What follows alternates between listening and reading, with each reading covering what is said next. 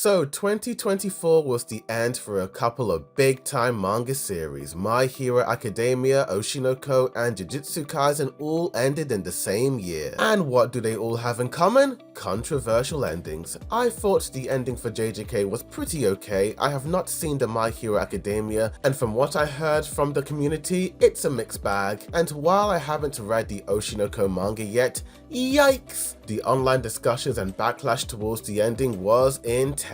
Same goes for My Hero Academia and Jujutsu Kaisen. But whether you love or hate those series, it's still great to see manga and anime on the rise and getting more and more popular each and every year. However, a news update regarding a popular manga piracy site has caused so much outcry that I cannot ignore. Yesterday, this X account posted a tweet that has over 1 million views, and judging by the amount of comments, retweets, and quotes, you can tell a lot of people have very divided opinions. But what does it say? Well, let's read it. Popular manga reading site MangaDex was hit by hundreds of DMCA takedowns, notices for a wide range of series, unlicensed too, from major Japanese publishers. Many series were removed from the site. This follows another major DMCA incident related to manga on Reddit in recent days. It seems that Japanese publishers or third-party companies they task with it suddenly showed unprecedented harshness against manga scanlations.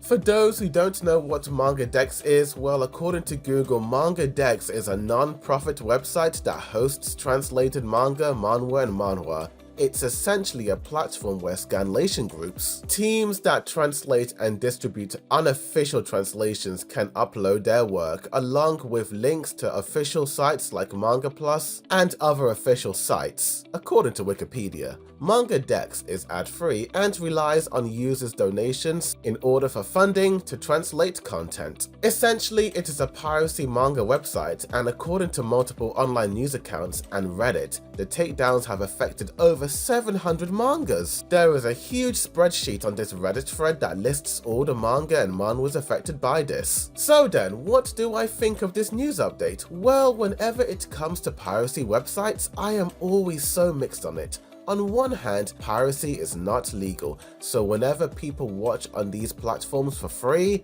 the creators do not get any revenue at all. It really affects the manga industry. If a manga isn't getting enough funding and revenue, it will make the production committee less likely to invest in future chapters of it. According to a news page from a year ago, according to a recent report by the Authorized Books of Japan, ABG, an anti-piracy group, manga piracy led to an estimated loss of $12.5 billion in 2023, marking a drastic increase from previous years. Reported by comicbook.com, in May 2024 alone, the manga industry suffered a staggering $800 million loss. Due to illegal English translations, the Authorized Books of Japan, ABG, stated that the amount of free reading per month on the top 10 English translation piracy sites alone amounts to $800 million, a figure that is increasing every year and requires immediate action. And so you can see that some companies in Japan are not happy that their licensed series are losing out on money as the viewers are diverting their attention to these free websites. However, I actually do understand people's frustration and rage over this news update.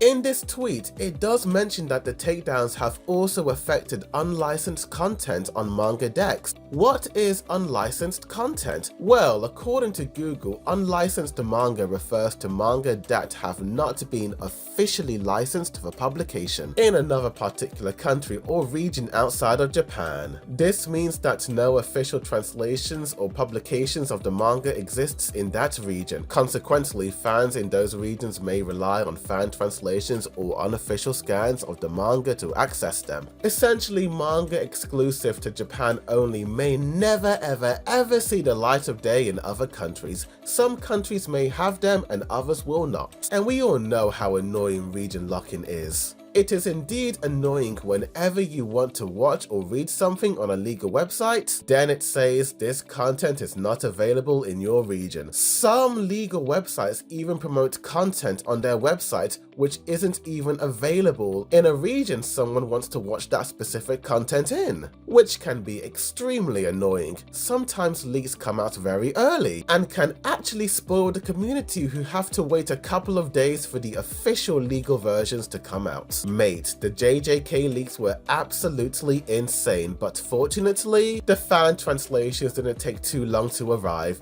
That's why so many people rely on fan translations, as that is the only way to consume the product. I would say that if there was a high interest in a show outside of Japan that is only watched or read through piracy, that should make companies aware of its popularity and start making it more accessible in other countries that isn't just Japan. I do understand removing content on piracy that is already available legally on multiple platforms, as platforms like Viz Media Shonen Jump Plus isn't that expensive, but to remove content where there is no legal way of reading or watching it can be absolutely infuriating, and that's where the majority of the backlash is coming from. Let's read some of these comments. It sucks. I don't agree with piracy, but most of the time that's the only option. I have no problem paying for physical versions as I have hundreds or subscriptions to read them digitally, but they are never in one place or are never available to get censored to the point that it's not even the same manga. If manga publishers can just bring their products to the international community as fast as their local products, piracy would be minimized. They could fix the piracy issue by offering a better service. When Netflix initially came out, it offered an affordable alternative to piracy that gave people access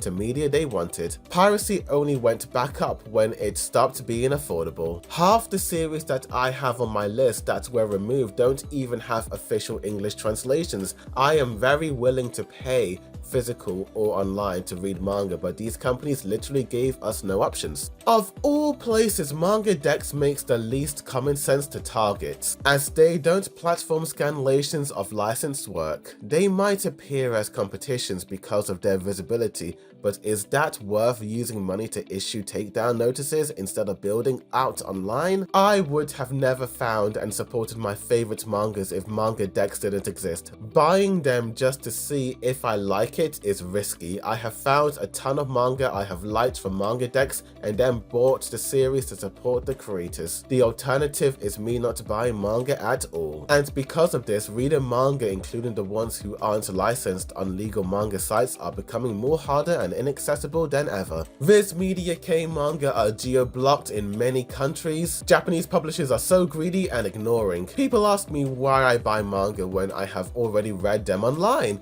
whether pirated or official. And my answer is always because I love it. If only these Japanese companies would understand that they profit a lot if they open to overseas instead of doing this. The sheer audacity to go after unlicensed series generally pees me off. F every single person responsible for this. I hope more people start archiving series only found on MangaDex before shit like this happens again. If you have a piracy problem, what you actually have is a service problem. Steam figured this out years ago with video games. Provide a good service in the markets where your products are being pirated, and you will no longer have your products pirated. It's that easy to solve. And there you have it. A lot of people are more or less agreeing with one another and say the same thing. Piracy is a service issue, more or less. When a legal website takes too long to upload the official translations days after the fan translations, or if the subscription price is too high, or the translations are wrong and not correct to the author's original intention, then I think piracy sites like MangaDex is the result of all of this. But hopefully the mangas and manhwas that got removed